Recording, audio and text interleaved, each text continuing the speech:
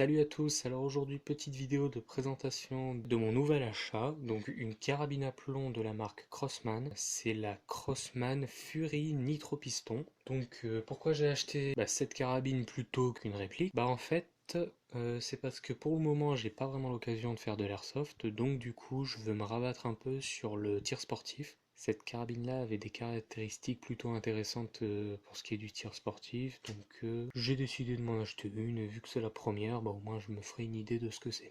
Qu'est-ce que je peux dire? Ça c'est le carton dans lequel je l'ai reçu, donc simple, hein. Bon, j'ai pas reçu comme ça exactement, il y a eu tout un emballage, j'ai mis 5 minutes pour tout détacher comme il faut, donc bien emballé, bien protégé, aucun souci à se faire là-dessus. Quand je l'ai acheté, j'ai acheté en lot, donc ça s'appelait un pack découverte sur le site, qui est Armurerie Auxerre du coup. Je vous mettrai tous les liens dont je vais parler dans la description.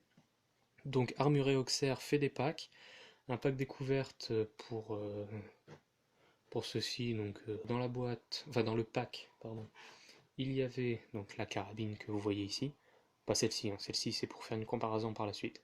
Donc celle-ci, j'ai acheté le pack et un petit truc en plus pour arriver à un prix qui soit à plus de 150 euros, car à 150 euros, les frais de port sont offerts, donc ça valait le coup vu que la carabine, enfin le pack, était à 149 euros. Dans le pack, pour commencer, nous avons des plombs. Oups là, ça va pas le faire si je les fais tomber. Donc des plombs, des Gamo Pro Magnum. Donc il y en avait 4, donc 1, 2, 3 et 4. Donc c'est dans chaque boîte il y a 250 plombs, donc en gros j'ai 1000 plombs là.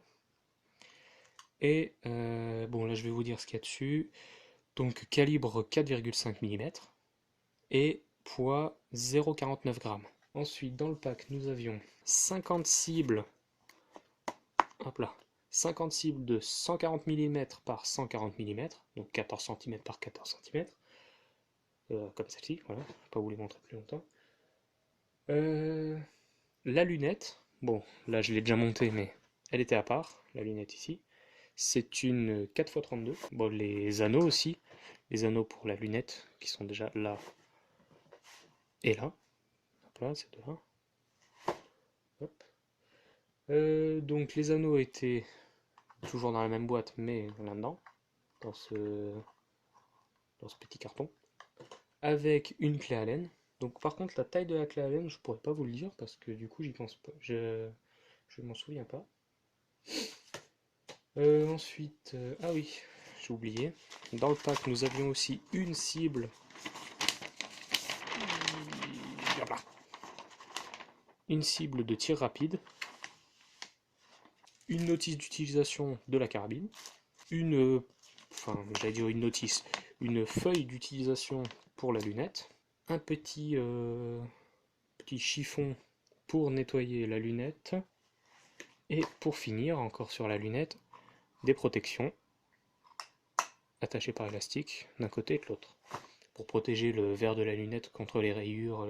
Donc pour le pack découverte, nous avons tout l'ensemble ici, sauf celle-ci, je le rappelle. Donc tout ça, la carabine, les plombs, les cibles, donc 50 cibles, la cible de tir rapide, la notice pour la carabine, la notice pour la lunette, le chiffon, la lunette, la carabine, les anneaux et le carton. Voilà. Donc pour arriver à un prix au-delà de 150 euros pour avoir les frais de port gratuits, j'ai acheté ceci, donc d'autres plombs encore, 250 plombs Humarex je vais y arriver, Mosquito. Ah, la macro elle s'est faite. Bon voilà, Humarex Mosquito, 4,5 mm et 0,48 g. La carabine Crossman Nitro Piston. Pourquoi Nitro Piston?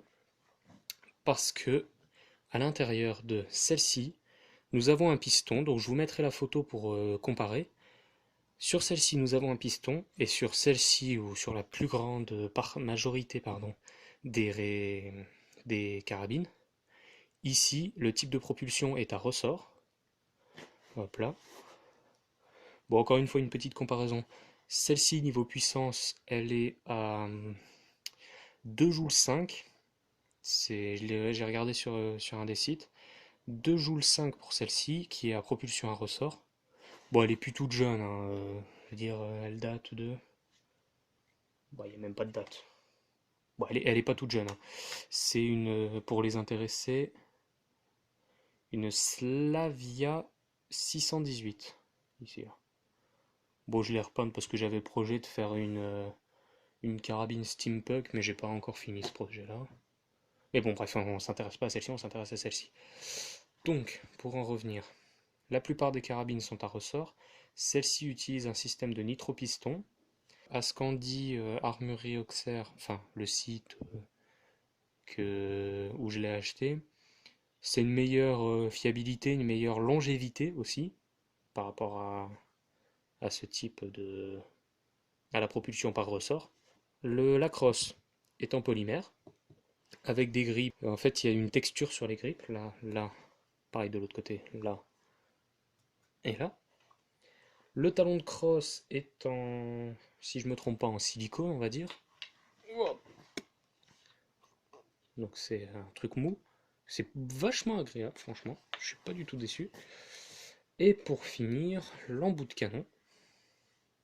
Hop là, encore du polymère. On va essayer de le mettre devant le flash comme il faut, hein.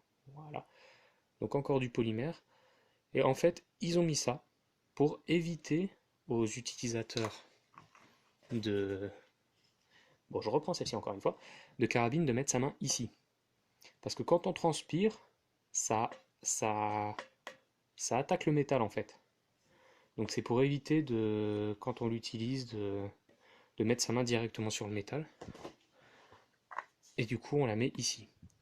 Donc pour l'armement, je pense que vous connaissez un peu le principe, hein, c'est même un armement que dans les fêtes foraines. Donc vous cassez la carabine une première fois, donc un petit coup à ce niveau-là, donc bien sûr sur le polymère, pas sur le métal, hein. Hop. Bon là je vais pas l'armer à fond, mais là vous voyez qu'elle est cassée. Après, bon comme pour toutes les carabines, vous ramenez jusqu'au bout, vous mettez votre plomb, vous refaites venir, hop, vous refermez, hop là, et puis là, bah, vous tirez. Bon, on va en profiter. Sécurité, désactiver, activer. Je connaissais pas le système de sécurité sur les carabines à plomb, donc c'était plutôt une bonne nouvelle pour moi. Enfin, une bonne nouvelle façon de parler, hein. Donc niveau marquage dessous, hop là. Ici, vous pouvez voir du côté F, donc Fire pour le tir. Donc là, sécurité désengagée. Sécurité engagée, S, Safe. Après, à ce niveau-là, juste au-dessus de mon pouce, enfin, attendez, hop, juste ici à ce niveau-là, vous avez une vis. Cette vis-là, en fait, c'est pour, comment? C'est pour réorienter la gâchette pour pour que la course de la gâchette au niveau du tir soit plus en avant, soit plus en arrière. Donc ça aussi, c'est plutôt un point positif. Donc voilà, bah, j'ai rien de plus à dire sur cette carabine, à part que pour le prix, c'est vraiment une bête. Il n'y a pas, il a pas à chercher bien loin, hein. Elle marche très très bien. La puissance. Ah, je vous ai peut-être pas parlé de la puissance. Donc pour celle-ci, c'est 20 joules. 20 joules, hein, on va pas les jouer sur un terrain d'airsoft avec ça. Mais voilà. Donc si je vous l'avais peut-être dit. Bon, je vous le redis, c'est 20 joules en 280 mètres secondes, en moyenne, hein. Et en comparaison avec celle-ci, qui est, qui est plus toute jeune à ressort, elle est à 2,5 joules. Donc on voit déjà la grosse marge de différence qu'il y a entre les deux. Donc voilà, ben j'ai plus rien à vous dire là-dessus. Euh, voilà, on a vu en gros la carabine, hein, comment elle est faite. Et voilà. Donc les tests de tirailleurs vont prochainement. J'attendrai d'avoir un beau temps. Du coup, je vous dis à plus pour de nouvelles vidéos. D'ici là, bah, portez-vous bien et ciao tout le monde.